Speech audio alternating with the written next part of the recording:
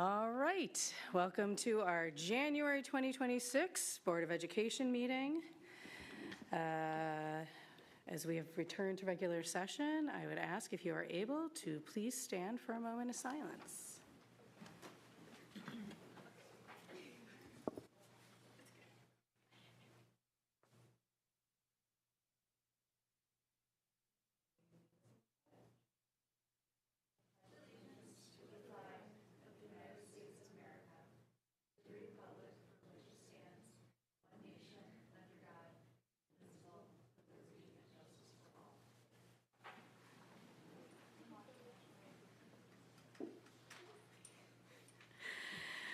All right, welcome. It's great to see quite a few people here for our upcoming recognition. Before we get started, where's my public participation reminder?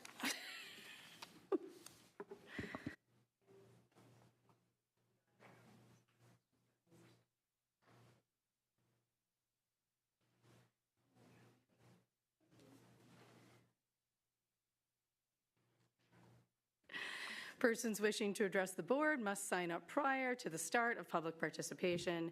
Speakers must register on the form provided by the district at the entrance of the boardroom to maintain a first-come, first-served process. For purposes of following up with speakers, the speakers must provide their name, address, telephone number, and/or email address. To limit comments to matters which may be properly discussed during public participation, the speakers will provide the topics. Any group or organization wishing to address the board must identify a single spokesperson.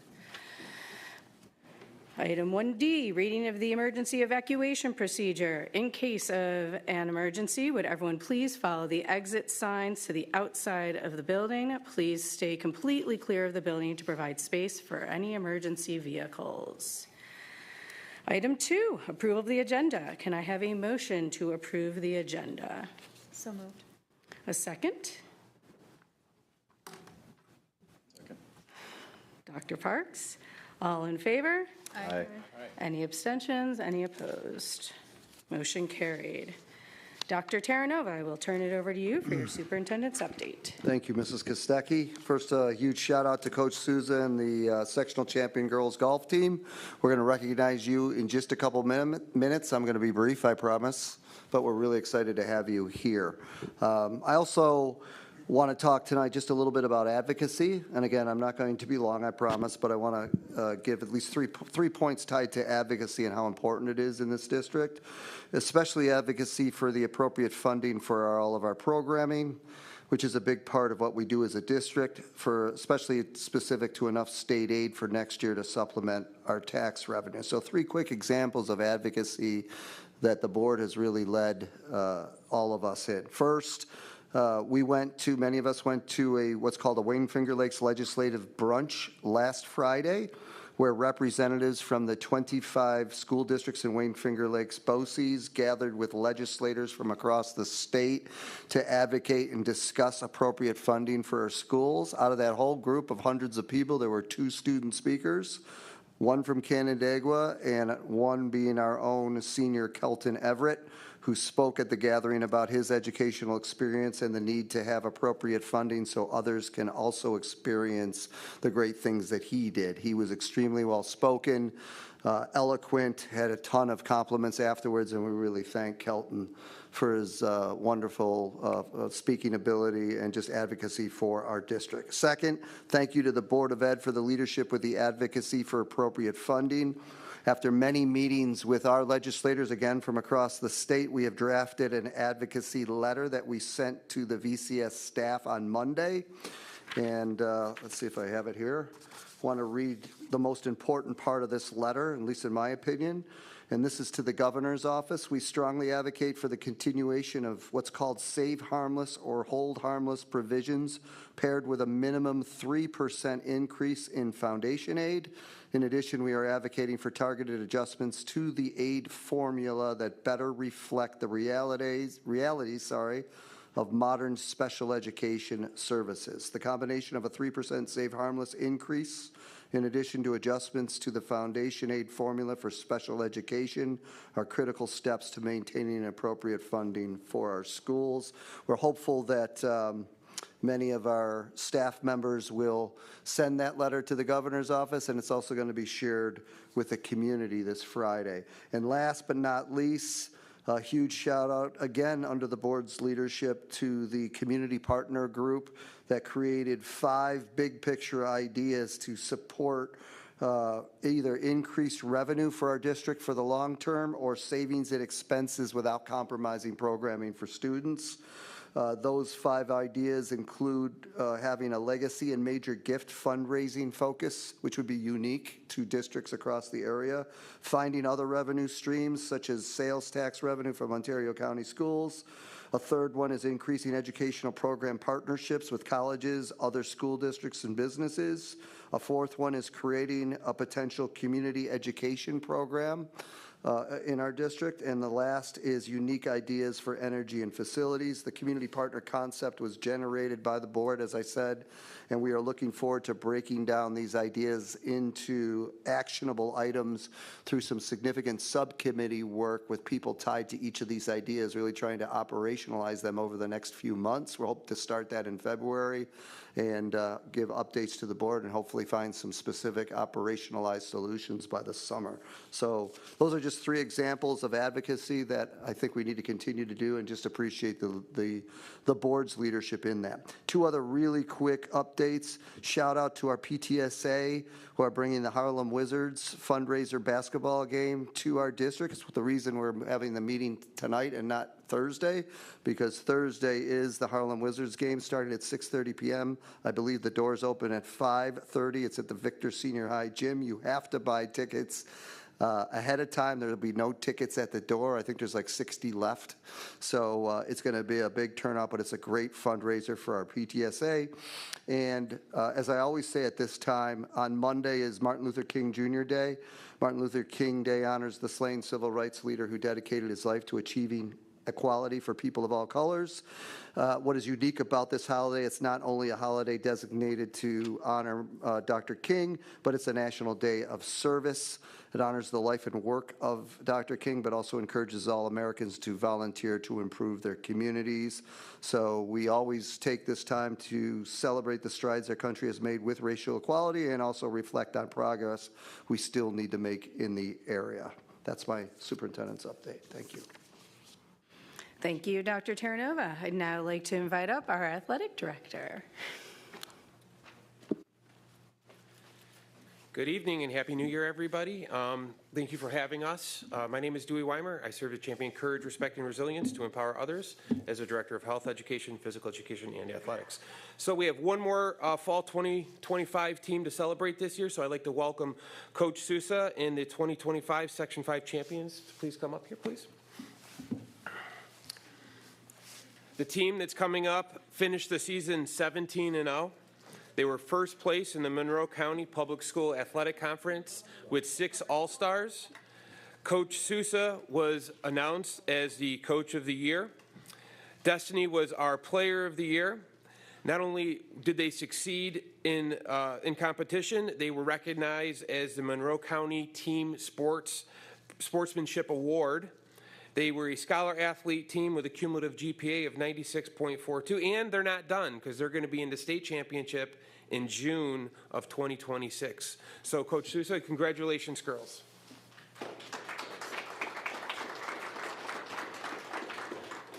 Thank you. It's always an honor to be able to be here tonight to recognize, obviously, all the teams and all the accolades that people achieved throughout the years. Thank you to the board, Tim, and the Board of Education for doing this. It's great to be back in front of you, and obviously our admin team over there, and obviously Dewey in the athletic office, Mike Ferrari, Georgia Turner.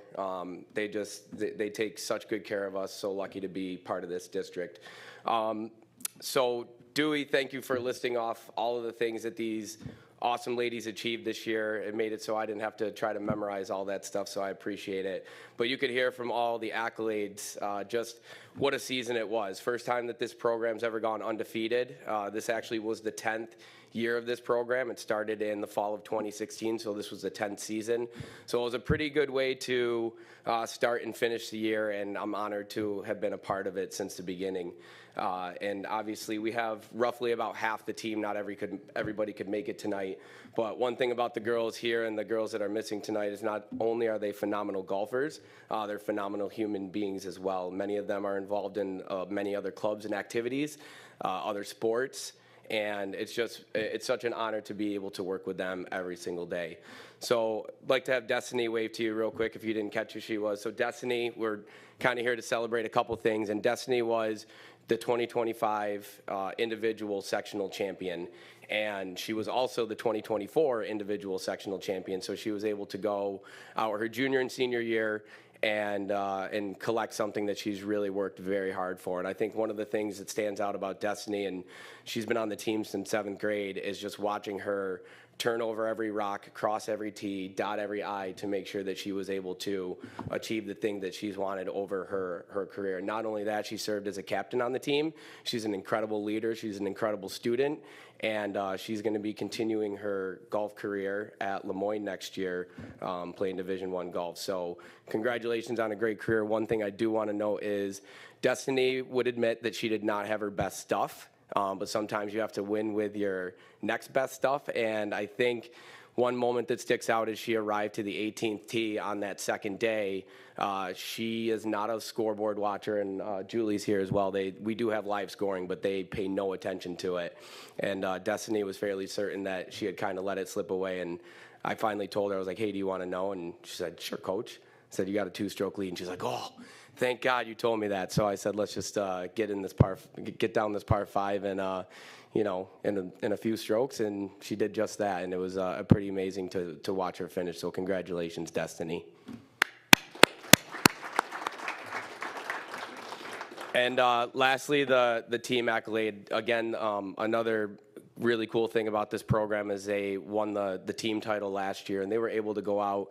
And I've always told the girls and my other teams, it's really hard to get to the top of the mountain. It's even harder to stay there because obviously, some complacency can set in, and you've been there before, and sometimes people might think that you don't work as hard, but the one thing about these girls from the start of the season is they put more effort into the things they wanted to achieve this year than the year before. And winning the sectional title is cool. Sitting on top of the fire truck is awesome. Getting paraded through town is great. But I think one of the things that these girls will take away from their time in this program is the friendships that are built. I look at the 6 girls that are here and the 5 that aren't, and just how close they become. Many of them being around the program for multiple years. They're just a really special group of people to be around. Really good role models for me, really good role models for my own children. So I'm just so grateful that not only that, like I said, they're great golfers, but they're phenomenal people. And 2 years ago, they fought back. They had from a deficit to win, and this year they hit the ground running. And even though, I was leaderboard watching and kind of seeing where we were at, we got off to an early lead. I think we were up 6 or 7 strokes. Sorry, had to do it. Early on in the tournament, and then from there, I will tell you, coaching golf is way more nerve-wracking than coaching any other sport because it lasts a really, really long time, and there's not a lot that I can do. There's no coverages and changes that can be made and scouting that can be done, but the girls just kind of kept chipping away and kind of building that lead, and I think it ended up being over 25 or 26 strokes. So just really a testament to them on a really tough course and really challenging conditions to capture that together. And the celebration, I was told, was much better this year than last year. So congratulations, girls. I'm so proud of you to be your coach, so proud of you on all the things that you've accomplished. And thank you for, letting me be part of the experience with you. And thank you to everyone for having us. We really appreciate you taking some time to recognize us.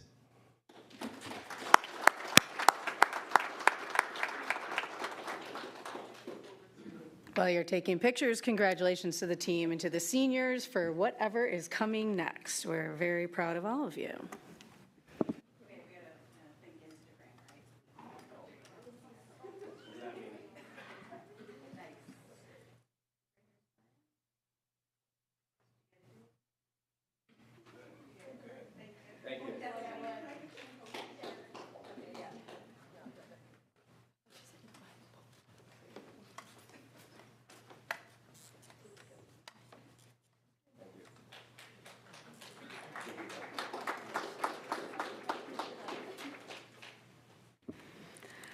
All right, we are going to skip over item 5 as we have no one listed to speak tonight. So we will move on to item 6, which is acceptance of consent items. Before I take a motion, any comments or questions? Yes, Mrs. Kostecki, two things. First, on our personnel agenda, you'll find 5 fantastic people who unfortunately are retiring from our district at the end of the year. Elizabeth McLean, five amazing teachers. Elizabeth McLean, Allison Sheridan, Amy Smith Faison, Jennifer Garland, and Steve Cronmiller. So as we've done the last few months, we're reading the list of these, I would call them legacy people who have left a huge impact on our kids. And we can't thank them enough. And as I always say, I hope some of them want to sub with us next year. But it's a great group, and we wish them well. And then the second thing is I'd like to call up Christine Griffin, our Assistant Superintendent for Business, who's just going to speak briefly about the reserve and financial plan. Hi, good evening, everyone. I'm Christine Griffin, Assistant Superintendent for Business. On the agenda tonight, you're going to find the 2026 Reserve and Financial Plan for adoption. This annual update serves as our long-term roadmap to ensure financial stability. As you look at the slide, there are 3 key areas that I want to point out and highlight from our strategy for the coming years. First, our fund balance. To balance our 25-26 school year budget, we appropriated over $3.6 million in fund balance. While necessary this year, relying on one-time savings to pay for recurring bills creates a structural deficit.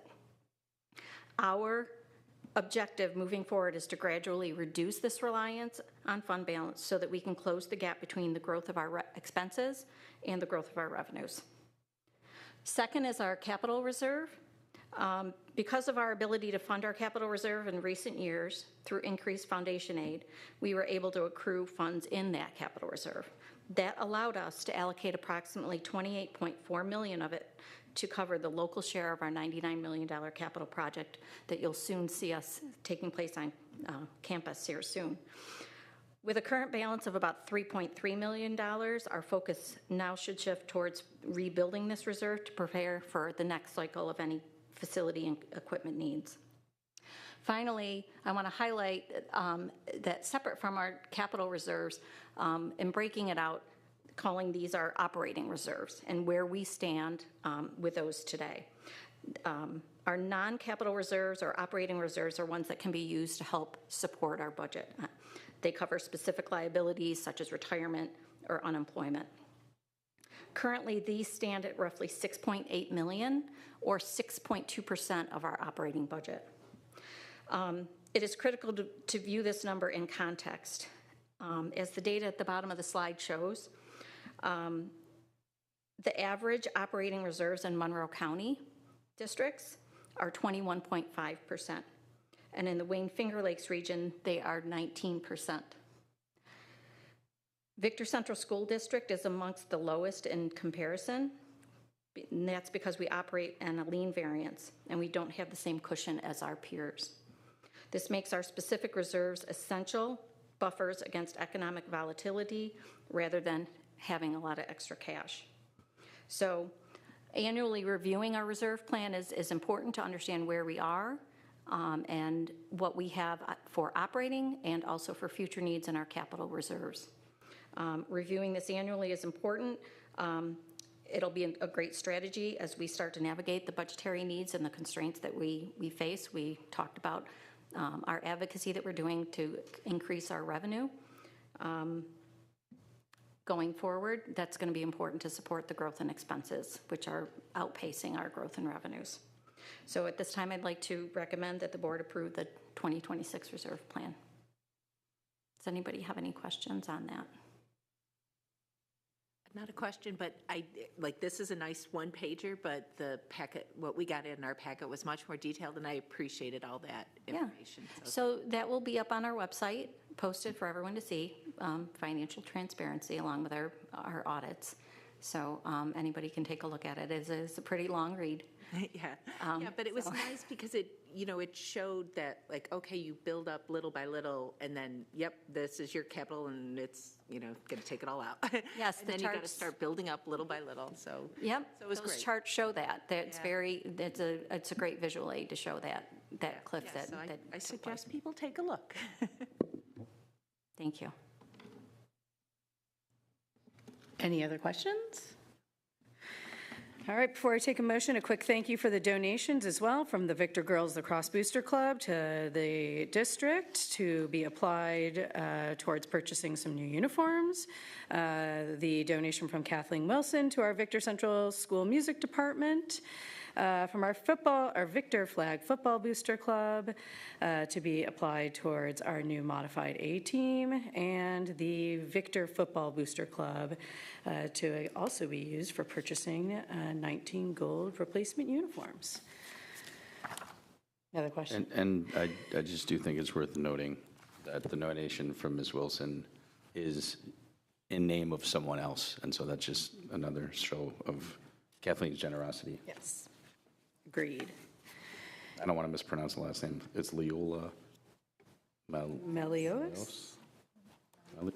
Melios, so that it's in her honor. All right, then. Can we have a motion to accept items A through H? So moved. A second? All in favor? Aye. Anyone opposed? Any abstentions? Motion carried. Campus news.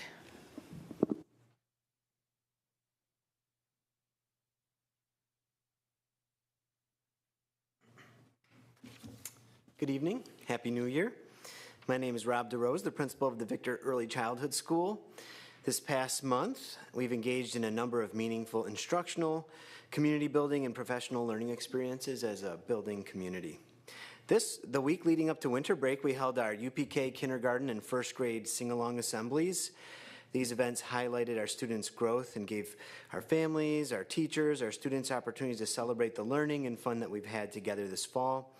A big thank you and word of appreciation to our music teachers, Megan Deasy and Naomi Foley. Their hard work and commitment to our school's music program is never more evident than when our young learners fill our auditorium with song, especially the songs that our music teachers have collaborated on and written together. Students are currently completing the mid-year benchmark assessments, which lead to our winter data days. During these data day meetings, classroom teachers, AIS providers, and administrators review all student progress, intervention plans, and supports to ensure that every student has access to the services they need to make continued academic progress.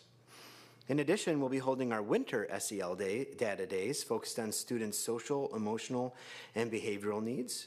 This work supports a whole child approach and helps guide decisions around supports in these areas as well.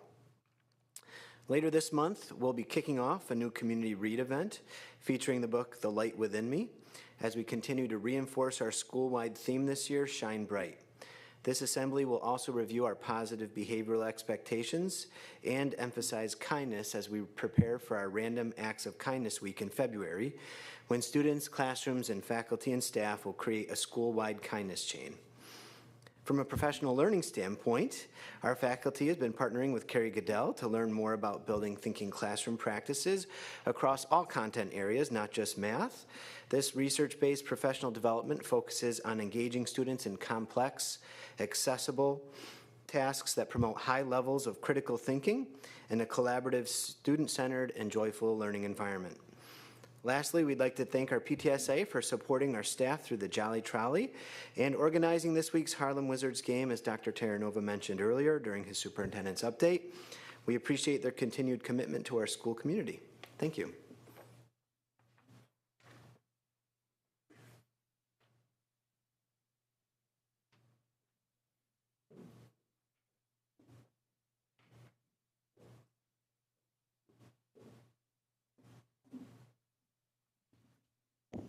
I'm going to lower that a little bit. Good evening. I'm Caitlin Buck, Assistant Principal at Victor Primary School. As a school community, our January updates reflect continued progress across 3 key areas: strengthening relationships, using data to support teaching and learning, and continuing to foster high-functioning, connected adult teams. As far as strengthening relationships and school community, building positive school culture and a welcoming and affirming environment will remain a central focus at Victor Primary School. This month, our faculty meeting will center on identifying and strengthening positive connections between students and trusted adults using the Harvard Dot Project protocol. Staff will engage in a relationship mapping activity at our January faculty meeting. That will include a guided reflection and discussion to ensure every student is intentionally connected to at least one adult who knows them well and supports their success. This work will reinforce our commitment to belonging. The relationship mapping information will serve as an additional data point for our upcoming SEL Data Days. We also continue to partner closely with families through regular communication and our ongoing SEL newsletter, created in collaboration with the Building Council. These updates provide families with practical strategies to reinforce social-emotional learning at home and support continuity between school and home. Next is supporting high-quality teaching, learning, and data-informed decision-making. January marks an important point in our assessment cycle.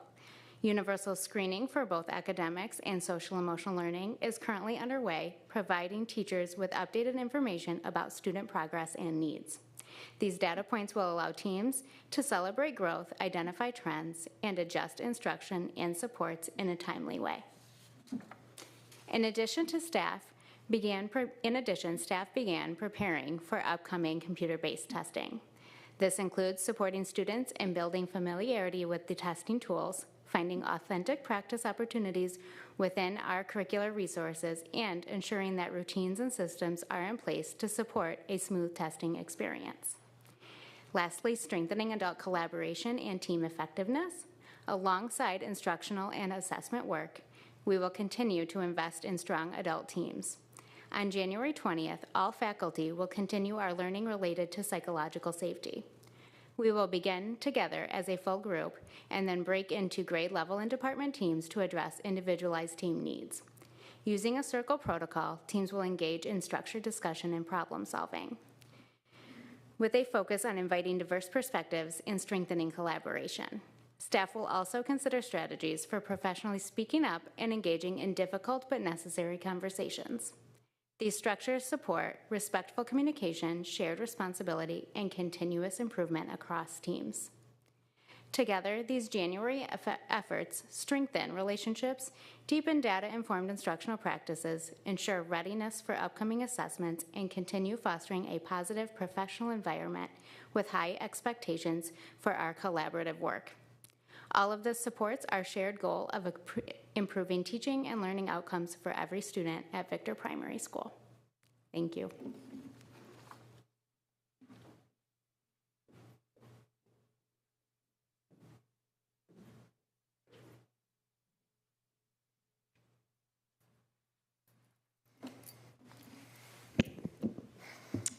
Good evening. My name is Jim Morrow, and I'm the principal at the intermediate school. It's been great to have our students back in the building after the 2-week break. While transitions back to routine can sometimes be challenging, our students returned with energy, enthusiasm, and a strong sense of connection to our school community. We welcomed everyone back with a whole building assembly focused on perseverance, our character trait for January. The School of Rock helped bring this message to life with an amazing performance that truly resonated with students and staff. Hearing familiar songs and watching students and adults dancing and singing along together was a powerful and heartwarming reminder of the strong sense of community we have at Victor Intermediate School. I would like to extend a sincere thank you to our assistant principal, Natalie Sonneville, and our school assembly committee for their thoughtful planning and hard work in organizing this meaningful event. As we move into the next few months, we are working diligently implementing the action steps connected to our building goals. One of our key goals focuses on increasing students' sense of belonging at VIS. This week, students began completing a survey that invites them to share what they enjoy most about our school, one thing they would like to see improved, and whether they feel they have a trusted adult in the building. We are looking forward to analyzing this data and collaborating with our building teams to ensure student voice is heard and intentionally incorporated into our ongoing work. We are very much looking forward to welcoming the Board of Education next month at VIS, and we appreciate your continued support of our students, staff, and school community. Thank you.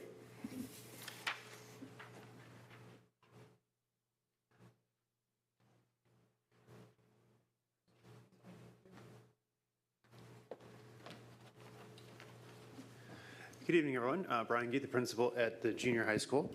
I'm going to pick up a little bit where Jim left off and talking about one of our goals is also the idea of connectedness between kids with school, but also trying to celebrate and recognize the successes of our faculty and staff. So my update this month is going to kind of focus on those two things.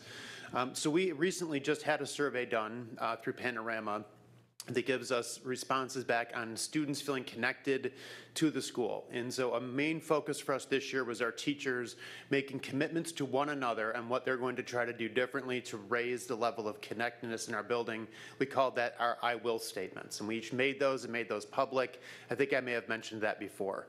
So this was our first chance to see results of that. We saw an 8% increase in the number of students who said that they feel more connected to our school than they did a year ago. And on the surface, 8% is great. It's not 50%, it's not 70%. But that 8% translates to Victory Junior High School being in the 90th percentile of the nationally normed survey that says how kids feel connected to their school. So only 10% of schools around the country who participate in the same survey would have more kids saying they feel connected than we do. So we took that as a huge win for us, and we celebrated that at our recent faculty meeting. We highlighted that with our staff, and then we had a question, how do you want to be celebrated as a staff and recognized? And they love the idea of extending the Jolly Trolley concept, which our PTSA kind of does every year. So Mrs. Westerman and I kind of borrowed that concept. And after our faculty meeting on Monday, we had an opportunity to grab some snacks before they went into their PLC work. But we wanted to connect that directly to the results that they were seeing on the survey.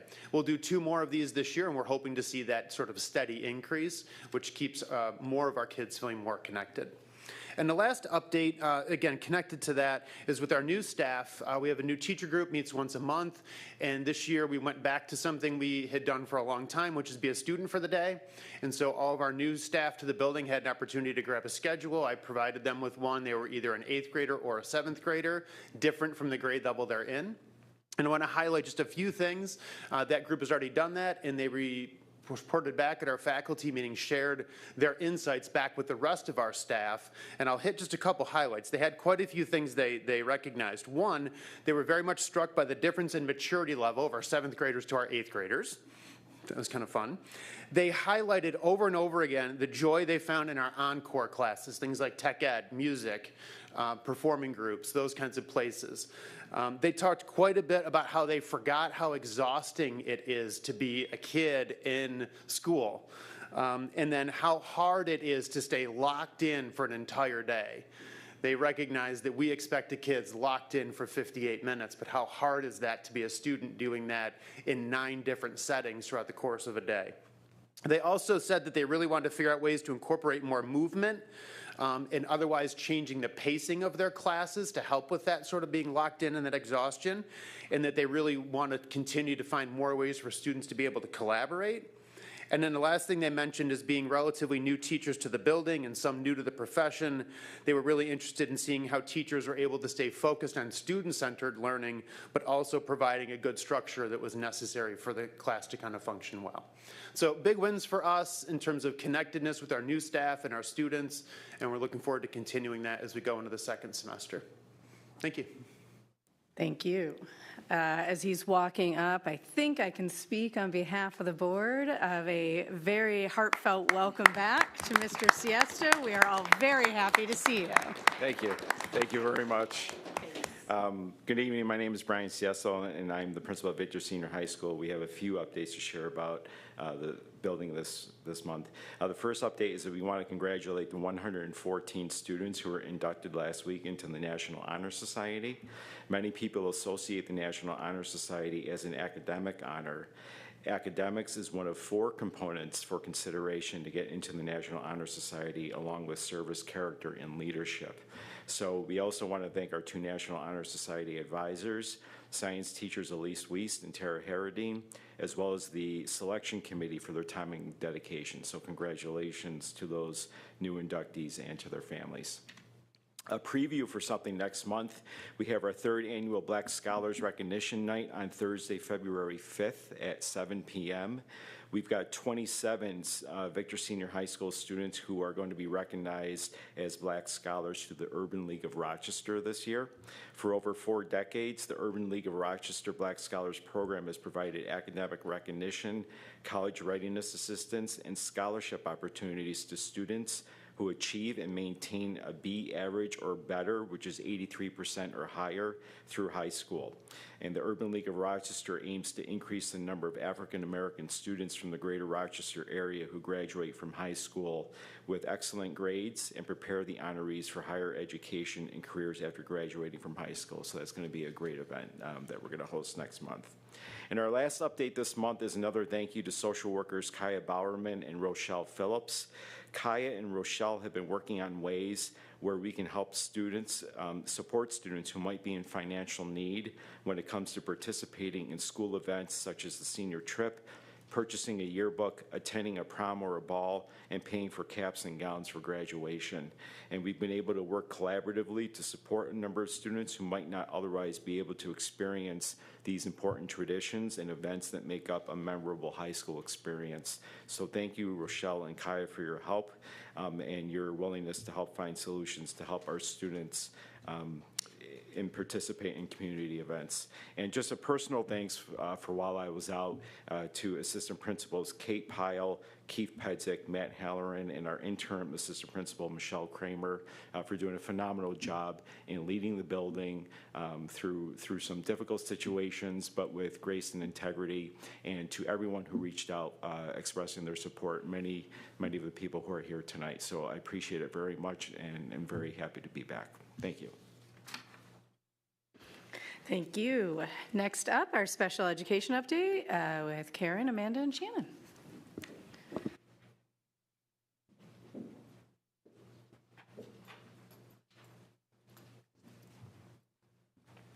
Good evening, everyone. I'm Karen Ryan, the Assistant Superintendent for Pupil Services. I'm joined by my colleagues Amanda Tripp and Shannon McMurtry, the Directors of Special Education. And we are pleased to be here tonight to present with you the most current special education data, the PPS department goals, and the decision-making process around student discipline and the legal protections for students with disabilities. Good evening. We wanted to start by taking a moment to celebrate the increase in graduation rate for students in Victor, as well as our subgroup of students with disabilities. During the 24-25 school year, we celebrate the 34 students in this cohort, 18 of which graduated with a Regents diploma, and 13 of which earned a local diploma. 1 student earned a non-diploma option, and 2 students unfortunately dropped out. This is 2 students too many, and refinement of our consistent review of data practices and targeted problem solving strengthens our supports for students that are demonstrating a lack of school engagement or at risk to drop out. The increase in graduation rate is attributed to each and every member of the VCS community that supported these students on their educational journey to ensure access academically and removed barriers that may impact students in reaching their individual goals and potential. Additionally, some factors to highlight that have directly impacted this increase in graduation rate over the last 3 years include the expansion of our continuum to include integrated co-teaching services K-12 to support students in that least restrictive environment, which provides them with the greatest access to the general education curriculum. Additionally, the expansion of course offerings at the 9th through 12th grade level that align with Regents classes and that provide them with the scaffolds necessary to support challenging these exams. Lastly, the shift in focus within our 15-to-1-1 special class program to align to a graduation pathway that exits students with a high school diploma, preparing them for any post-secondary pathway they choose to access. The implementation of the MTSS system of supports has had a significant impact on the classification rate of students in special education by providing students that are struggling to access tiered supports prior to special education supports and services. The strength in an MTSS system and early intervention directly impacts the classification rates and referrals for special education services. We are proud of our work this far in this area and expect continued progress and growth in this area as we continue to move forward. As of October 2025, our Beds Day, the total number of students identified as a student with a disability was 571. And a highlight of that is that 527 of our students were being educated within our district programs. This provides a summary of where our 571 students sit district-wide. Currently, the majority of our students are educated using our in-district programming options, supporting our philosophy and belief in educating students in the least restrictive environment. That fosters inclusivity and a strong sense of belonging. 369 students are currently educated in the general education classroom for 80% of the day or more. 82 of our students spend some portion of their day in our district special class programming. The 101 students identified above are students educated through our in-district programming options and BOCES programs. These students require highly specialized support in smaller, more structured environments. And lastly, the district has 15 students that are currently attending separate schools. These schools include School of Holy Childhood, Mary Cariola, Norman Howard, just to name a few. Strong collaboration and communication are essential for the success of students in any of our out-of-district school programs and our in-district programs. We also wanted to share an update with you about Indicator 7. For the 25-26 school year, the district is currently serving 84 students through CPSE services. This aligns with our historical averages of 80 to 95 students. Under IDEA Indicator 7, the district is federally mandated to track and report significant developmental gains in social-emotional skills, language and literacy, and functional behaviors for all preschool students with an IEP. Using the Child Outcomes Summary form, the special education team evaluates our program's success based on the percentage of students making substantial growth and those reaching age-appropriate functioning by the time they leave our programs. This directly relates to our grant funding for preschool services. Thank you.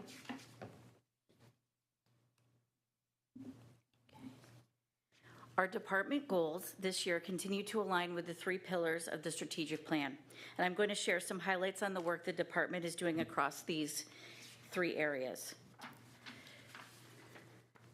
The learning and instructional focus this year deepens our understanding of key elements of the VCS model of instruction, backward design, differentiation, and literacy practices, aiming to increase student proficiency throughout data reviews and with our teams. The special education department has been heavily focused on research-based reading interventions and refinement of our instructional practices to support critical thinking, collaboration, and student engagement. This year, we are proud to highlight the specialized instructional practices within our special programs. Our mission is to ensure that every student, regardless of their program, receives high quality, standards-aligned instruction tailored to their unique learning profile. The hallmark of our self-contained programming is the inherent flexibility to meet students where they are. Key components include small group and explicit instruction, where teachers provide targeted, individualized lessons throughout the day, adapting district ELA and math programs to fit specific learning needs. Assistive technology. The department places a high emphasis on leveraging assistive technology tools, whether through text-to-speech or speech-to-text, specialized software, adaptive devices. This work is critical to help support students access general education in grade level standards.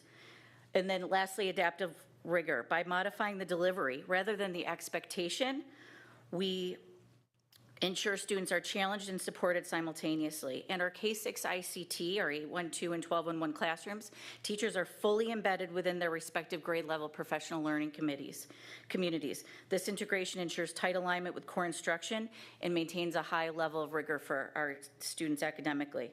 Because our K-6 special education special classes often span multiple grade levels, our educators utilize a backward design planning process by starting with the state standards. Teachers identify prioritized essential learning targets and outcomes and design differentiated experiences that ensure meaningful student access. To maintain data consistency, the majority of our students participate in the same universal screenings and district state assessments as their general education peers. At the junior high level, special class teachers build deep content knowledge through collaborative planning cycles with their general education colleagues. At the high school level, special class teachers also serve as a co-teacher in the same course, which allows for them to consistently and seamlessly deliver instruction aligned to the core content area while providing scaffolds and differentiation for greater student access and achievement.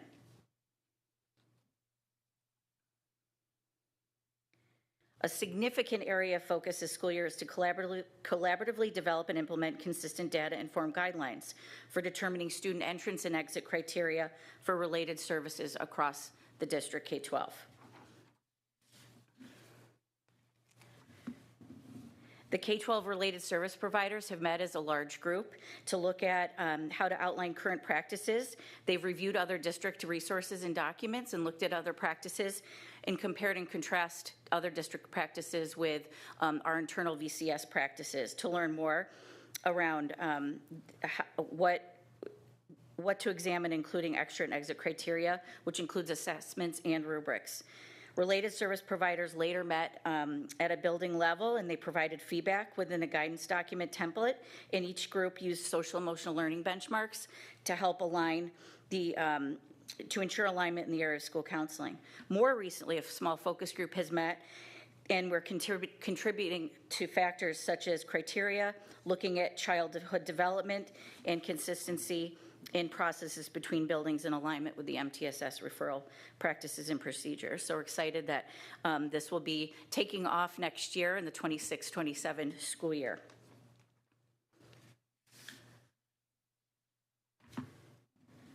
At the heart of our PPS department is a fundamental belief to best support our students, we must first support our professionals. As we look toward June 2026, we are intentionally fostering a culture where every staff member feels valued, heard, and equipped with the resources they need to be effective. This year, the department focused heavily on shared leadership and transparent communication. The district is moving beyond just sharing information to truly sharing decision-making. Key highlights of this work include our commitment to K-12 listening sessions with our staff and teacher leaders. We are gathering ground-level feedback necessary to solve problems collaboratively. Additionally, the district implemented a decision-making protocol to ensure our choices are consistent, clear, and focused on growth and effective communication. Lastly, we refined our PPS dashboard, and now it houses essential K-12 resources, ensuring that no matter which building you are in, the support you need is at your fingertips. The department continues to deepen our work through monthly director meetings with Karen and myself and the directors, with our leadership amongst the buildings, and with VTA leadership.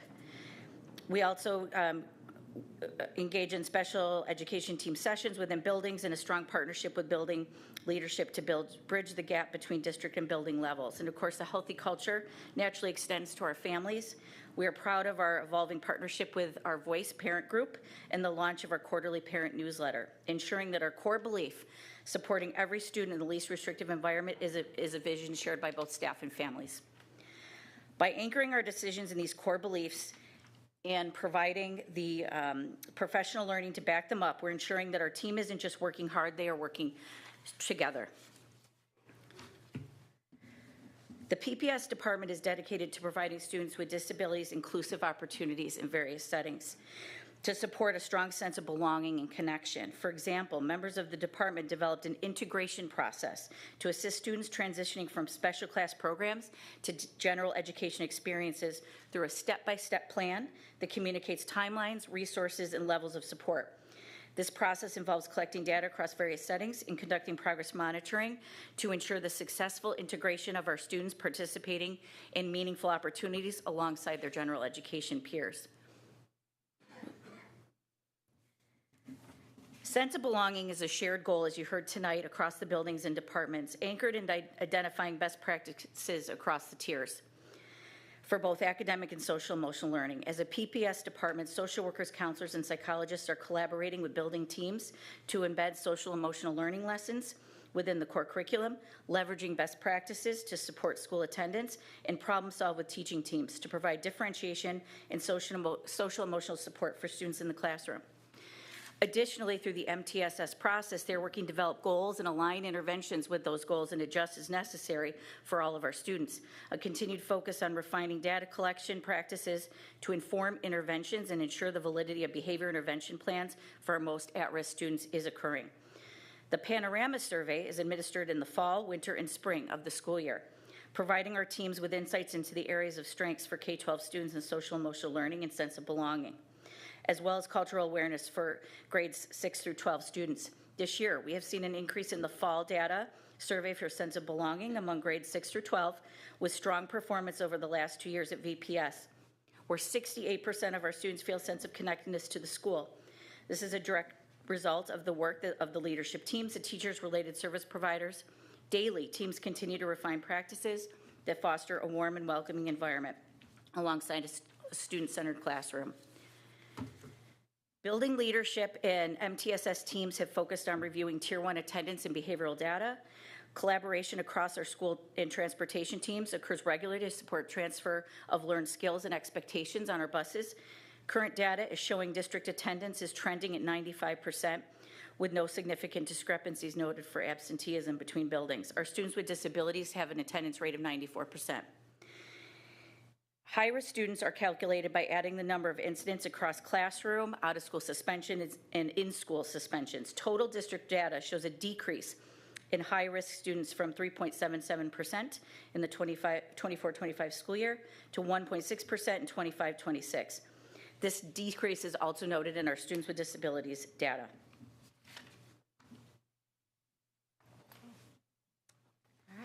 This part of the presentation will focus on discipline for students with disabilities, both with IEPs and 504s. And we're going to talk a little bit about how data is used as a diagnostic tool within the district.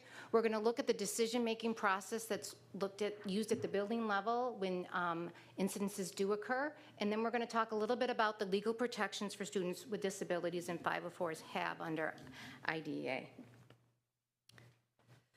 So, analyzing student behavior data is essential in shaping our district's disciplinary practices and support structures. Special education teams examine student behaviors through the lens of frequency, duration, and intensity to uncover the trends and both what's happening across the tiers at a Tier 1 level, but also at a student individual level. So at a Tier 1 level, building teams or special education teams look beyond just the pure number of incidences, just looking at how many behaviors are occurring. So we look at, let's say there are 50 students, and are there 50 students that are having 50 incidences, or is it 20 students that may be having multiple incidences at a time or throughout that school year? And then when we look at that, we don't stop at just looking at the number of incidences, we dig a little bit deeper. We look at the type of incidences, where is it occurring, and the function of behavior around that incident. Most importantly, what we do is we evaluate which response has proven to decrease that behavior or reduce that behavior from occurring over time. Tonight, we're really going to look at student disciplinary data not merely as a record of a student behavior, but as a feedback loop. For students with disabilities, a disciplinary incident often is a symptom of an underlying gap in skills or supports. Behavior tells us that the current environment or the strategies in place aren't matched. So in our district, behaviors are viewed as a diagnostic tool. When we see a pattern, especially in a student who's having multiple instances over time, we stop and we start to ask questions. We have to really look at, where is that student struggling? Is it when they transition? Is it in the classroom? Is it because they're trying to get a need met or communicate to us? Every incident report a student disability has is an opportunity for us to refine, strengthen, and support that student's individual education plan. When a CSE meets around a student who's struggling behaviorally, they look to see if that functional behavioral assessment needs to be reevaluated. They look at that behavioral intervention plan to look at the strategies that have been identified and that there's shifts that need to be made. They look at, do we need to reallocate resources for that student? The ultimate goal is for that student to stay in the classroom when learning happens. And by using behavioral data as a diagnostic tool, we reduce the need for exclusion practices like suspension and uphold the commitment to educating students in that least restrictive environment. When a student behavior occurs, building teams use this decision-making process. They start with the context. They try to understand that student's state of mind and what triggered that behavior. Then they look at that function of behavior. Why did that behavior occur? Why may it continue? Then they look at the impact of that behavior on the student, on peers, on the community, on that classroom. Then they really have to look at that recovery phase for the student. What does that student need in that moment to be able to return to baseline and go back to learning? They look at what the staff needs to recover. If that incident was large and it occurred in the classroom, how do we get that staff back on track so that they can receive that student back in the classroom and they can learn? One of the most important things about this process here is the team debrief. When you're looking at all these pieces, that then shifts to identifying additional supports or changes that student may need. This decision-making process provides us the information to be able to respond to the incident. What does that student need to learn? And sometimes where is that consequence? So based on that decision-making process, that building team might choose restorative conversation. They might engage that child in a life-space interview that's connected to our TCI principles, the Therapeutic Crisis Intervention for Schools, and it's a way that you help a child reflect on what happened in that incident. They might choose an opportunity for skill building. Let's say that child was trying to escape something in the classroom. They didn't want to do that activity. So maybe we spend time teaching that child to use a break card so that they can break for 2 minutes versus an emotional reaction. Consequences sometimes align to in-school suspension. Students may need time away from that classroom. What we have to ensure is when we do that we're not reinforcing the behavior, so we make sure that in that in-school suspension, learning is occurring. But there are times that we do move to an out-of-school suspension, and that often is when there's safety issues that are at play. Safety for themselves, safety for their peers, or even their teachers.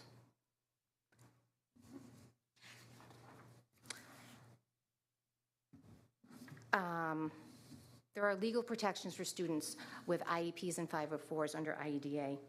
And when it comes to removing a student from their program, that can be considered a change in program. And so what has to happen is that there's two things that we are compelled to do. Look at it through the lens of a manifestation meeting or a pattern determination meeting. So under IDEA, if a student with a disability faces a change in placement due to a suspension that's more than 10 days, then you're looking at changing that child's program so then a manifestation occurs to really, they have 3 questions they have to answer. The team, is the behavior a manifestation of the disability? Is it direct connection correlated to that child's disability and documented within an IEP or that behavioral intervention plan? Was the student's IEP being implemented? If the district was not implementing the IEP, that is a significant factor.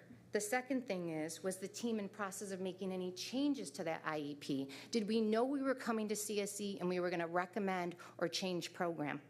If the answer is yes to any of those 3 questions, a suspension does not occur. A manifestation occurs, and therefore a child cannot be suspended and is returned to class. If there is not a connection found, the suspension can occur. This process ensures students are not being punished for any of the challenges their IEPs are designed to support. In either situation, CSE will convene and do a problem-solving meeting to provide supports for the student. The next thing under IEDA is when a student has a series of short-term suspensions. They've suspended 2 days, 3 days, 1 day, and really throughout that school year. if you get to a point where those short-term suspensions add up to 10 days, you need to do a pattern determination. That means that special education team needs to stop and look at the discipline history to see if there's a pattern of behavior across the incidences. And the patterns have to be connected to the type of behavior. So were all the behaviors verbal aggression, or was the behaviors due to elopement? Where are the behaviors occurring? Is it always in the lunchroom? Is it in the classroom? Is it before school when they're waiting to come in? Is it on the bus? How close are the suspensions are from one another? Do they happen 3 in a row and then there's a break and then 3 more? And then what's the length of suspension that's been happening? So you're looking to see how similar those the pattern is over those. If you find there is a pattern, you automatically go to a manifestation to see if it's connected to the disability. The district is committed to a comprehensive data analysis approach. We use our decision-making process, we look at options for responses, we implement the manifestation and the pattern determination meetings in a very systematic way. And this ensures the district that our disciplinary actions are equitable, legally compliant, and rooted in an individualized understanding for each student's unique needs. As we come into the spring, we have some upcoming focus areas. We're entering into our annual review process, which is always a great time of the year where we celebrate our students' growth. We'll be having a parent night at the end of February, speaking with them about some special education updates, but also we're seeking information on what they want to hear from us. So the topic will be related to a survey that our Voice Family Outreach Program is looking into, and then we're starting to plan for extended school year. So I want to thank you for the opportunity to be here tonight, and I'd be happy to take any questions. First, thank you. If you could go back to the slide on the sense of belonging survey. Mm-hmm. So a few things. One, obviously, it's encouraging to see those percentages going up. As an educator, then I also look at, we always want to strive for 100, and my immediate concern goes to that percentage that doesn't feel belonging, and that's not a reflection on the building or the staff or the students, but I guess the points I might be interested in, and I would not imagine that they're gatherable now, but nationally, where do we compare most specifically to single campus districts of a similar size? Because we are unique, and then are there districts, we might find that, hey, 68% in the VPS is 20% higher than the national standard, and that's great for our students and for the community. Still wanting to increase it, obviously. But then also, let's say we find, there's a district, insert state, that they're trending in the 80%. And then is that an opportunity for us as a district to reach out to those district personnel and leaders to say, hey, what's doing great stuff? What's working really well? What do your students say about what's working really well? And is that something that we can then say, hey, is that something that might fit our community to help bring that up for us? And in the sense of belonging survey, did we get any specific feedback from students that trends, and without not you divulging that, but then that you would then say to this group, how can the Board of Education support at work better? I mean, I know it's budget season, and I'm not insinuating that, it's a line item, put this amount of money into it, and it improves. But is there any work that the board can do through the superintendent and yourselves? And are you asking enough of us, or should you be asking more of us and for us to put more into this to help you? Does that all? Yep. I think I got it. I'm going to try. So first thing in terms about the national norms, we do have data about how we're trending against national norms, and I'd be happy to send that to you and give you some of the printouts from Panorama that would show that. In terms of, does Panorama provide us what it looks like locally? Currently, right now, my understanding is no, but we have Panorama support, so I could ask them if there are any of those measures. And I'm looking at my building teams. I don't think we've looked at it through that lens, correct? Okay. And then in terms of reaching out to other districts and the work that they are doing, that's definitely that we could connect with. And even if we paired with other districts that we know that are doing Panorama, and I can reach out to them and say, like, where are you with your data and what are you doing? And then in terms of our data, our Panorama data asks 4 or 5 different questions. So, and one of the questions it's not necessarily connected, well, it is connected to our Panorama survey, not just to the sense of belonging, but it's tucked into, there's an open-ended question about like what right now is most difficult for you at school. And so it's open-ended and we're able to look at that. And so that data was showing us, at least at the high school level, that the stressors for kids were a lot around some of the grades and managing grades and sports, and even from like AP classes to just being able to balance what they have to do to be able to get their coursework or their work done.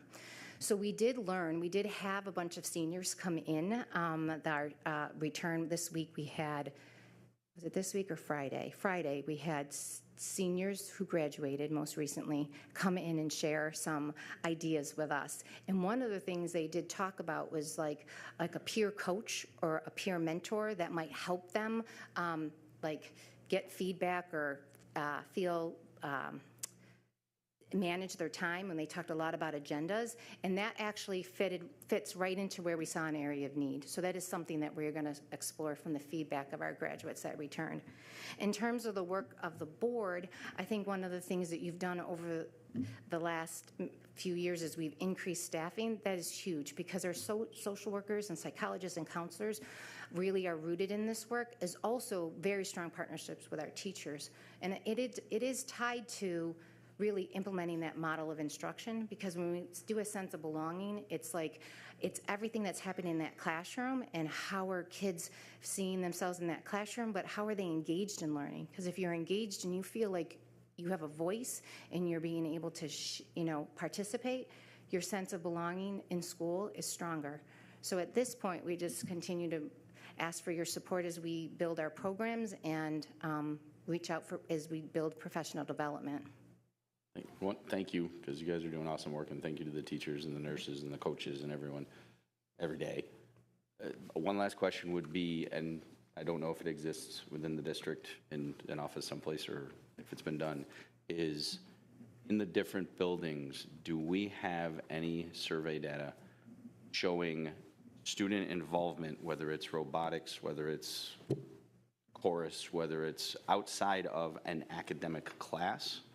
As far as I'm thinking of touch points where that student's life is connected to that school experience, and it's not just get up, go to school, go home, do homework, go to bed, play PlayStation or whatever it is. And do we have that data to then be able to identify, wow, these 11 students have no touch points, where 98% of the students all do, and it's like, oh, great. And then we could target, perhaps there might be a correlation between the percentage of the students who don't have that sense of belonging, and then if we map it or can match it up to, those are students that really, unfortunately, they're not involved in anything, and then maybe we can reach out to them or to encourage that connection.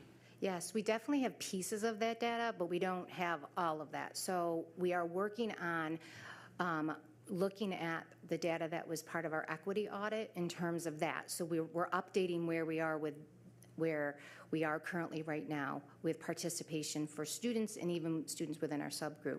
But that was one of the discussions we were having, because we realized our equity audit didn't capture those other areas like a club and those pieces. So that is something that is work that we're looking to do in the future. Thank you, and it's very comprehensive. I appreciate it. I think it was the primary school update with Mrs. Buck talked about that Harvard DOT project, and finding out who students feel connected to and then polling staff on who they feel they have like strong connections with in terms of students. Is that something that could be done with our kids who fall into our students with disabilities group? Just looking at the sense of belonging, as Dr. Parks referenced, I'd be curious, with some of these kids who might not feel that strong sense of belonging, who are the adults that they identify as being close to? And sometimes those might not be the people who you're with constantly during the day. It could be like a lunch monitor or an orchestra teacher, or like whoever. But I was just wondering, in line with what you were saying, Christopher, just like that connection to staff and the people who those kids might, if they don't feel like the sense of belonging, but who do they feel close to staff-wise, faculty and staff?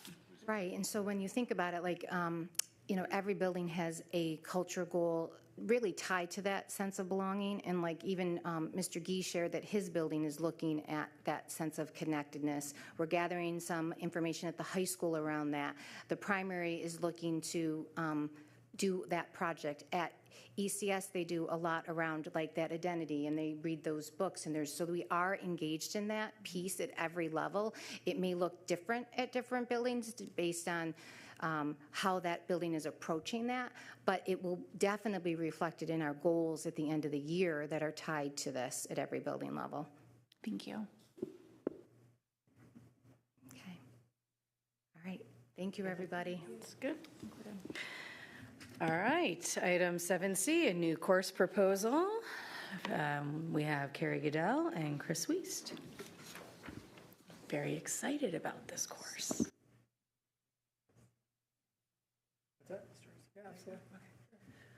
Good evening, everybody. I'm Carrie Goodell. I'm the Director of Math and Science. I am excited to say that I'm going to step aside. I've never had a teacher so excited to own the entire presentation, start to finish, maybe since his last presentation. So Chris is going to talk to us. I don't think there's anybody better or has more passion or excitement for this than him that could do this presentation justice. So excited for him to kind of lead us through this proposal. It was funny because I remember Dr. Parks 2 years ago, like almost to this day, said, I think I might see you again in the future with a new course. So here I am. But I want to echo what Jim mentioned before about the board coming to the schools. I really am so appreciative of you making that trip every single year to the high school. It means so much to the teachers. I think all of you have been in my classroom or I've coached or taught your son or daughter. So it's a really cool connection. And I appreciate it as a 20-year veteran teacher. It really means a lot. So thanks for doing that. And now, without further ado, so back in October 2023, we underwent this computer science program review, and these were our goals that came out of the program review. And what I have bolded is what our new course will hit. So obviously we built in a lot of infrastructure with my new course right now that I'm running, and this fourth course will really kind of hit all these points. So if we look at Goal 1, Part B, research computer science coursework pathways to support new courses, so that checks that box. Develop a comprehensive 4-year program pathway. That will check that box. This will be a 4th-year program. And then Goal 3 at the bottom, relevant computer science platforms and programs. I'm proud to say we're being very proactive and not reactive because this course is really the essence behind AI and machine learning. And this could really set us up well in the future if AP goes a different direction or the standards go a different direction. So this really will set us up for success down the road, I think. So we'll be ahead of the curve in that sense. So really checking all those boxes from our program review. Okay, so the big picture about computer science education. Well, number one, I mean, in the day and age now, we all should know how to work in a technology functional world, right? Today I went to an 8th grade classroom to pitch computer science, and I'm telling them, like, 10 years ago when I made this pitch, it was about like, oh, you should probably take it if you're going to be an engineering major or some sort of you're into tech, into computers. Now I think it's going to be required by the time they're seniors going on to college. I can see mostly every college requiring this, no matter what area or field you're going into. And then the critical problem-solving skills. I've developed a great relationship with David Rodwani, our graduate distinction, the Adobe CEO, and he makes a great point. Like, he's not coding anymore in his lifestyle, but the skills he's developed, how to break down really sophisticated problems, and it's all based on his computer science background and studies in high school and in college. So it's such a crucial skill, even if you're not going to major in computer science. And then we know the connections between the real world and computer science, and forging those relationships with SUATs in our work-based learning program is essential for me. And then lastly, this might surprise some of you, but it's still growing. Yeah, I'm going to talk about the big elephant in the room in the next slide, but the job market's still screaming for software engineers, for people still in computer science. All right, so rumor had it Dr. Terranova was at a big presentation, and this is kind of gearing towards the claim here. And I have students that bring this to my attention at open house. I have parents that always ask me this, well, AI is just going to take over computer science, right? Not really. I mean, yes, we have to adapt. We have to recalibrate. Like when the calculator came out, Well, math teachers didn't go away. We still need math teachers, right? It was just how we approach things is going to be a little bit different. So it's not just about learning how to code now. Yeah, you still need to have that skill. But it's how does everything connect to the world around us? How can we leverage AI? How can we use machine learning to make us better?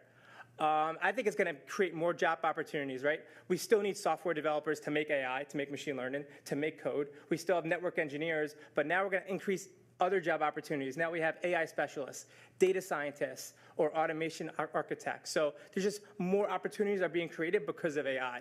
And we still have those old jobs as well. So we're just adding more fuel to the job market. Now AI tools it changes my life as a teacher. I've become a better teacher because of it. I'm increasing my knowledge base tenfold because of AI. So if you're not using it, I feel like you're doing yourself a disservice because you can become so much smarter, make your classroom more engaging. I'm revamping a lot of my curriculum, making it more engaging through AI, and it's saving my time tenfold, which is awesome. So that's just how I use it and how I think we can all leverage AI in our life. And then ultimately, this is a big one for me. We just got to shift. We got to recalibrate our brain to how we do stuff. For example, like Amazon didn't exist 30, 40 years ago, right? These new companies still have to be created. Like AI can't create something that's not created already.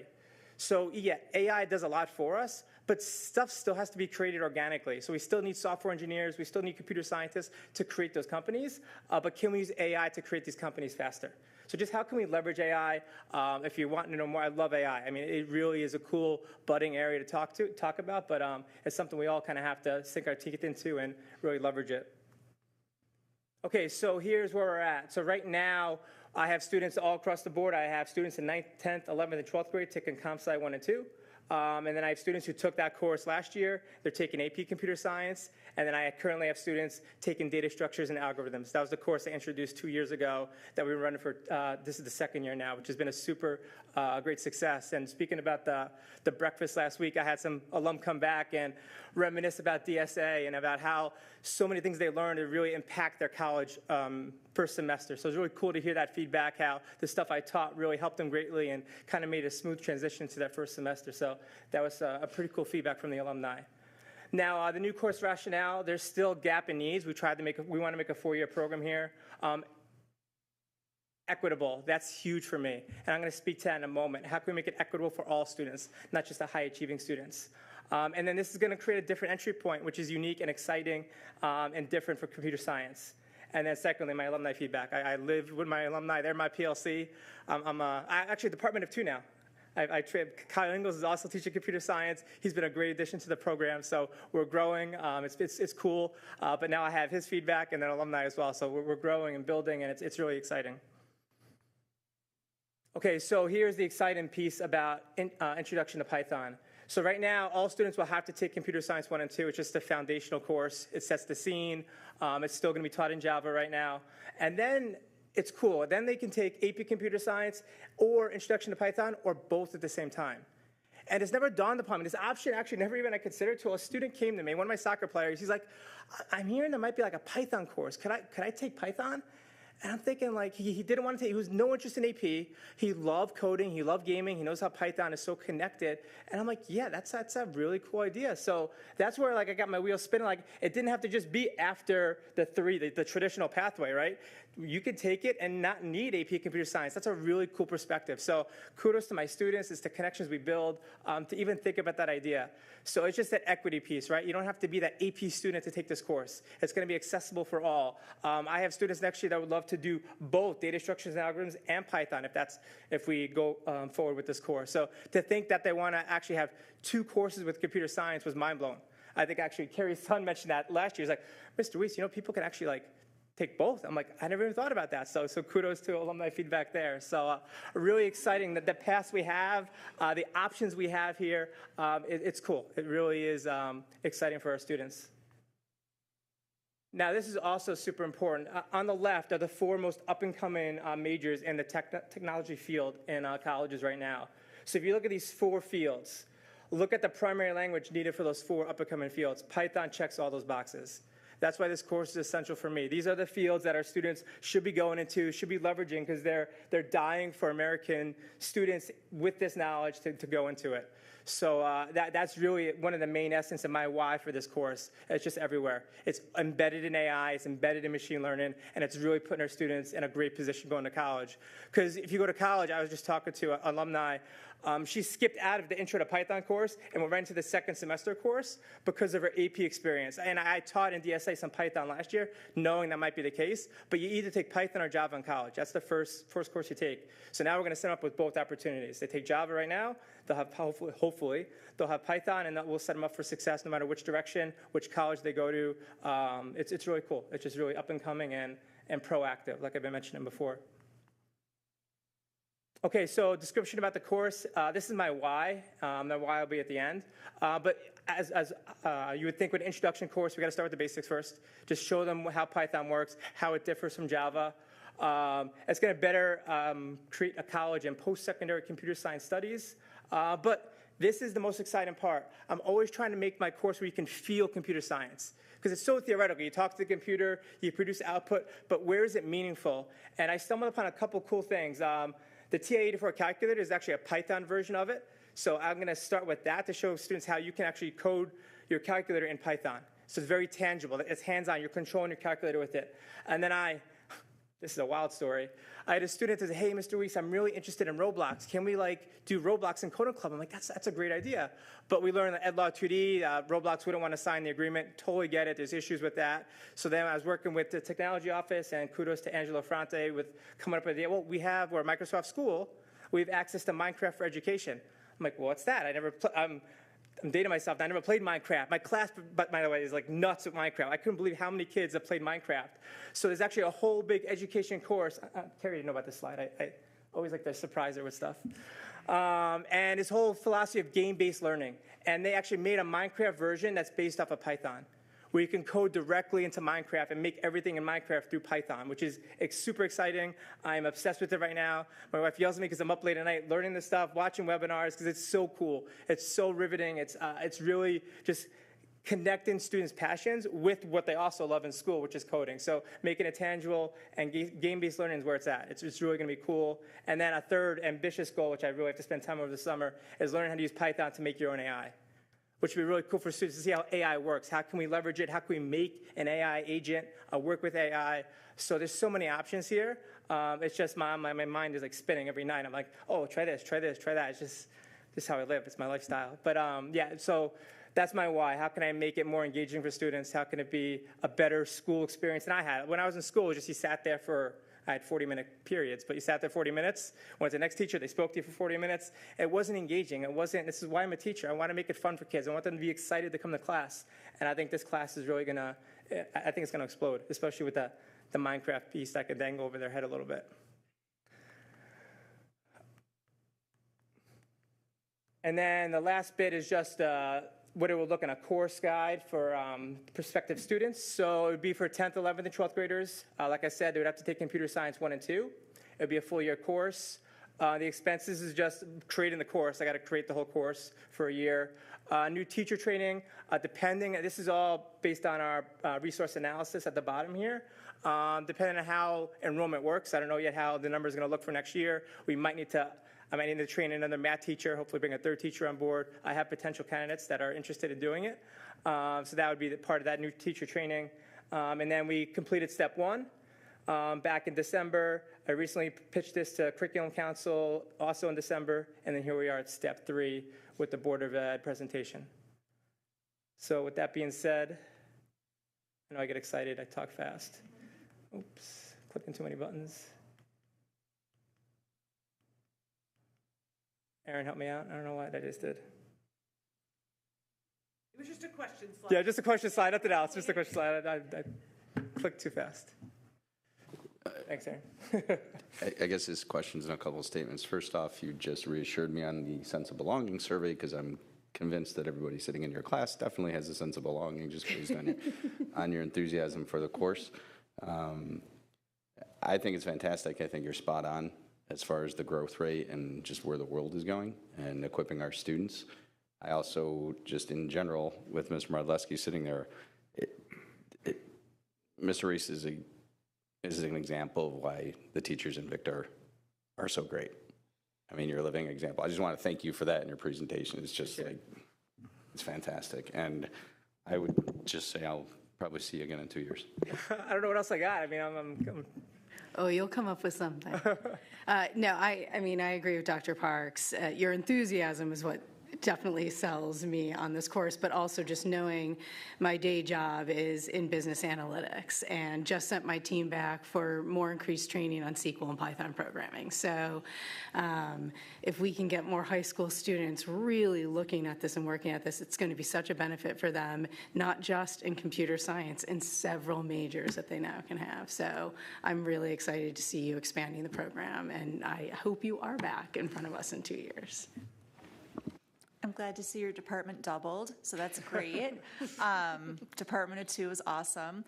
I have not had children go through your classes yet, but just visiting your room on our board visits and speaking to the students, and I mean, it is so above like anything that I can conceptualize. It's just not my personal wheelhouse, but seeing the enthusiasm with the students and knowing, you know, what they're going to take with them as they advance either through the department at Victor or beyond, as you've referenced. I think it's such a wonderful opportunity for them. And I have an upcoming junior high student at home who's very curious if this course proposal is going to be approved tonight. So I'm hopeful to give him some good news when I get home. So he's not sitting at home watching, he's probably on his computer. But so I think just like the kids coming up too, this is just going to be, you know, exponentially valuable for multitudes of cohorts if it goes through. I just have to echo everything and say, I do appreciate you personally making the effort to keep offering kids options. So, you know, and I really appreciate the, you know, letting them have different pathways. Like I know my son went had to do an independent study, but like you're, you know, letting them have a computer science experience each year. So that is awesome. And I know it's like your personal effort. So I appreciate that. You set an amazing example. You know, kids come out of your class wanting to be teachers, and you are right in that those skills, it's just how you're looking at the world and things. Like you know, in my own living room, I've got tons of computer geeks that are, you know, talking about stuff, and it's just a different approach to solving problems. And it's like, that's what we need, you know, even if they're not going to be, you know, staying in software engineering or, you know, in computers. You know, it's like my daughter was teaching chemistry grad students Python the other day. You know, it's like you still need those skills, and it's also, you know, just how you approach things. So I appreciate everything you're doing, and I'm so glad that you kept pushing for more offerings. Yeah, I appreciate the kind words. It's the students. Like I said, I wish Toby had this experience. It's for students like that I felt bad for, that he had to take an independent study and couldn't have another year or 2 more years. So yeah, no, I appreciate all the nice words and compliments. Thank you so much. All right. Can I get a motion to approve the new course, Python Coding, Computer Science? All right. And a second. Moved. All in favor? Aye. Any abstentions? Any opposed? Well, we have a motion. Course approved. Thanks so much. I appreciate it. Congratulations. All right. Well, Christine beat that on item 7D with budget development update. What's my time to beat? Good evening. Christine Griffin, Assistant Superintendent for Business, back again to talk to you about our budget. This is our, tonight we're presenting our second update for the 26-27 budget. Tonight's focus is on the operational pillars of the district, operations and maintenance, security, and transportation. Our agenda this evening is pretty straightforward. We'll briefly review our overarching goals for this budget cycle, dive into the details for security, transportation, and operations and maintenance, and conclude with a review of our budget calendar, the remaining items, and our next steps. Before we look at the numbers, it's important to ground ourselves in our guiding principles. Our goals remain consistent. First, maintaining a comprehensive education the Victor Central School District expects. aligning our resources with our district's strategic plan. We are also focused on stabilizing reserves and maximizing every dollar spent, and of course, generating aid for future years. Finally, as always, we are committed to full transparency throughout this process. Let's begin with operations and maintenance. You'll see a proposed total budget of $5,868,252, which represents an increase of 2.9%, or roughly $164,000. Salaries are up 3.8%, driven by contractual obligations. Supplies show a 7.7% increase, really due to increased needs and rising costs. I do want to draw your attention to the BOCES and the capital outlay project lines. You'll see a significant decrease in BOCES and a new $100,000 entry for the capital outlay, and I'll go on to explain that a little bit in our next slide. So to maximize state aid, specifically building aid, we are making a strategic shift in how we are doing some projects in our facilities department. So we're moving $100,000 from the 25-26 BOCES line in operations into a capital outlay project line, which will provide 75.2% aid in the following fiscal year. This $100,000 was in there as part of a two-year door hardening project over the course of the 24-25 and the 25-26 school years. Shifting it from the BOCES line to the capital outlay line, it's budget neutral. It's something that we can keep consistent in our budget and do that year over year, and we get aid this next year. So that first year, you don't have aid, but that second year, you get aid for the project the prior year, and you end up with getting $100,000 worth of work done in that second year for $25,000. Additionally, we are reviewing our some staffing shifts in the department, but we'll be looking at our personnel budget over the next month and a half, and we'll be presenting in March on some of those shifts. Security, we're proposing a total budget of $675,431, which is an increase of 4.1% year over year. Salaries, we'll see an increase of 3.1%, again driven by contractual obligations. Our contractual expenses are increasing by 10%, or $12,600. This line covers the cost of our SRO through Ontario County and was under budgeted already, $4,200 in 25-26. So if you take that factor out of it for 25-26 going into 26-27, really that increases about $8,400 or 6.45%. So I just want to make sure that we right-size that line so we have sufficient funds in that for the next year. Regarding equipment, that line at $60,000. This allocation is specifically for security cameras and interior and exterior door hardening. This equipment is eligible for the New York Safe Act aid, which reimburses us also at that 75.2% building aid in the next fiscal year. So again, if that line was $100,000, we get $75,000 back. We get $100,000 worth of work for $25,000. So we try to budget something in that. It helps us replace our cameras in the district as things break, but also expanding on security. Next, let's review transportation. The proposed budget is $5,258,825, or a 4.3% increase. Salaries are budgeted to increase 4%.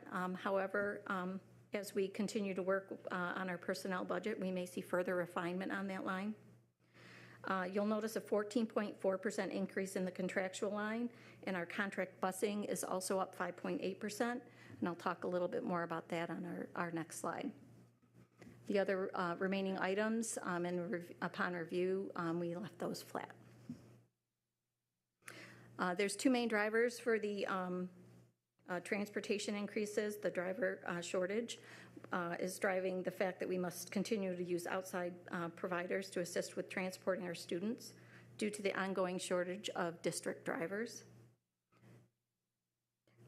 Insurance correction, that $53,000 increase on the contractual line is really largely due to insurance. Again, it was a budget thing for the 25-26 year and actually prior years.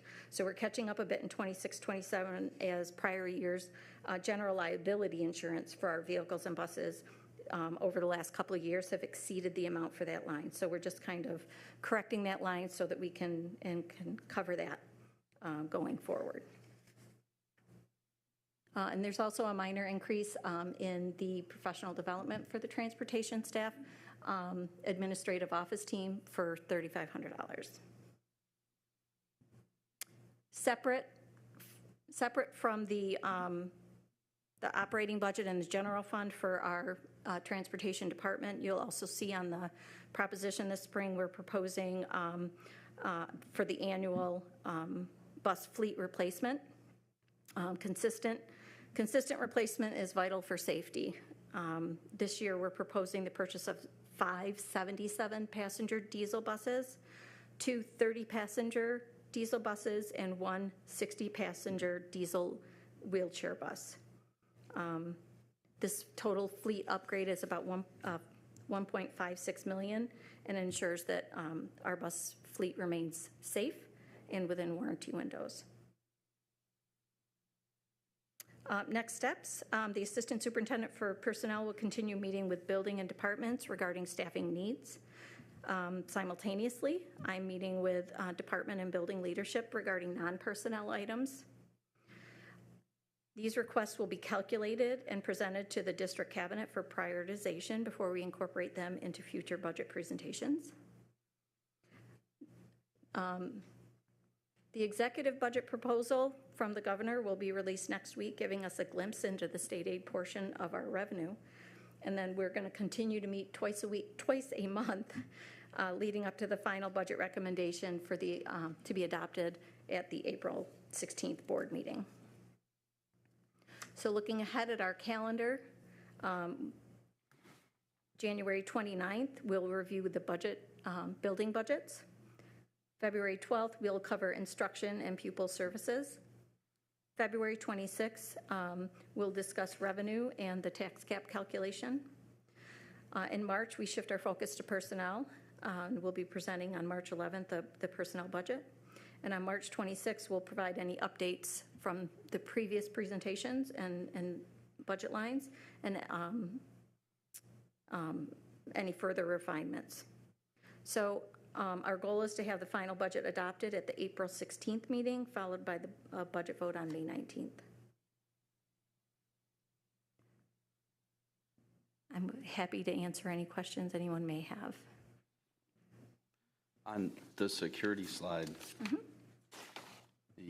just want to just point something out for this, really just saying thank you to this board and the board members who were here prior and in the community and the school itself, because this slide basically was an SRO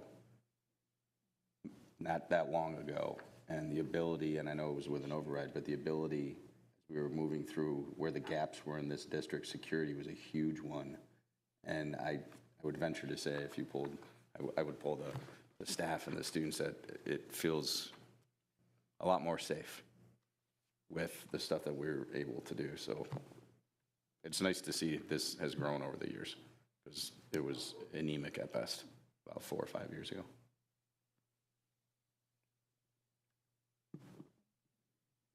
Anything from anyone else? Thank you. Thank you. All right, item 7E is an amendment to a previously approved trip. As you all saw from Dr. Terranova, our cheerleading trip, they would like to leave a day earlier. And so I'm going to, if there aren't any questions, I'm assuming there are no questions.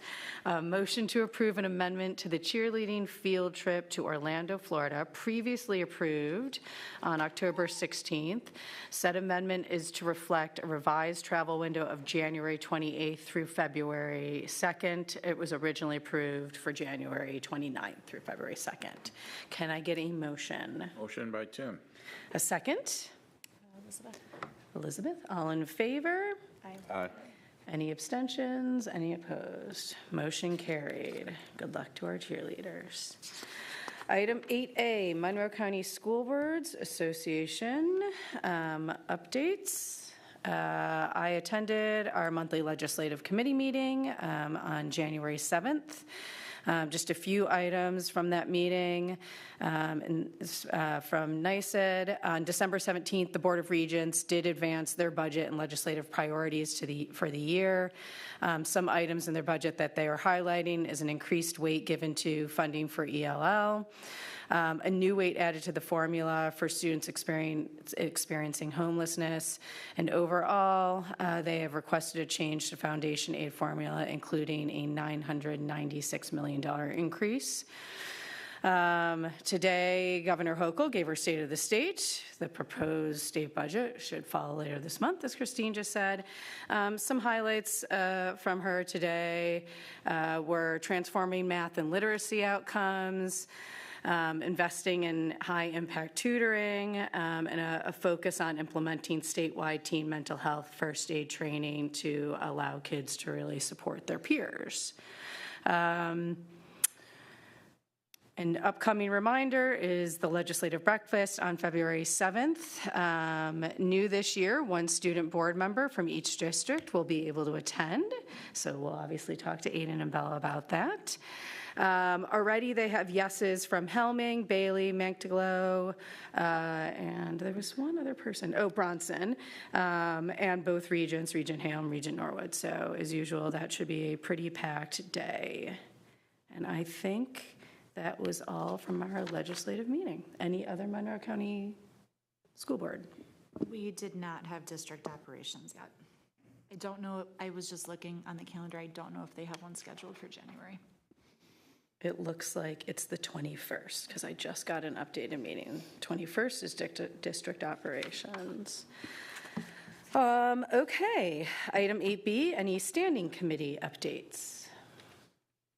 I don't know if any of us have been to a committee meeting the last, week and a half since school started again.